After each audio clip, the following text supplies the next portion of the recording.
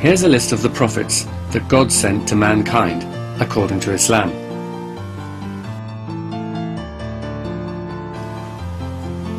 Now, here's a map of where all these prophets were sent. Can you notice anything? Far be it for me to tell God how to do his job, but couldn't he have spread those prophets around a bit more? Maybe a couple to Norway or Tanzania, a few to China or Canada, or the odd one or two to Australia or India. As for when these prophets were sent, most of them were sent over 2,000 years ago. Again, I don't want to suggest that God is sleeping on the job, but we haven't had any prophets for quite a long time now, and let's face it, there are far more people around today and far more who don't believe in the true religion. Now let's have a look at the divine books that God has sent to guide mankind. Can you guess which area of the world God sent them? You got it, the Middle East. Boy, God really loves the Middle East, doesn't he? The Quran does say that there were other prophets sent. There is a hadith that says there were 124,000 prophets sent. But it seems we only know the names of those who came from the Middle East.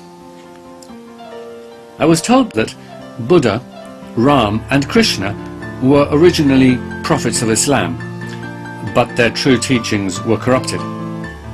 Well, yes, if you mean by corrupted, if you mean completely obliterated and replaced with something that is the very antithesis of everything that Islam stands for, then yes, you could say that they have been corrupted. But let's assume that Buddha, Ram and Krishna really were prophets of Islam, and that there were indeed 124,000 prophets sent to mankind by God, but their teachings were completely lost or corrupted. Then I have to ask, what was the point? What was the point of sending messengers if their messages had been totally lost? What was the point if people who received their message have neither record nor recollection of their message? According to Islam, the Old Testament and the Gospels have also been corrupted. Only the Quran remains pure and uncorrupted. That's because God himself is protecting the Quran. How do I know that? Well, because the Quran says so. Hang on a minute. Isn't that a bit like saying, it's true because it says it's true?